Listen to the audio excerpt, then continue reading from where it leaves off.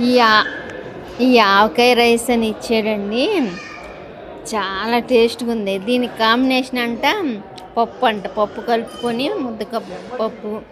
ఇది తినగానే నిజంగా కోవై సార్లు చెప్పినట్టు వేడి వేడి అన్నంలో ఆవకాయ వేసి తింటే నిజంగా అలాగే ఉందండి. చాలా టేస్ట్గా ఉంది. ఇది ఆవకాయ రైస్, ఇది పులిహార, కరివేపాకు రైస్, ఇది వెజ్ బిర్యానీ, ఇది మూడు రకాల స్వీట్స్ అండి.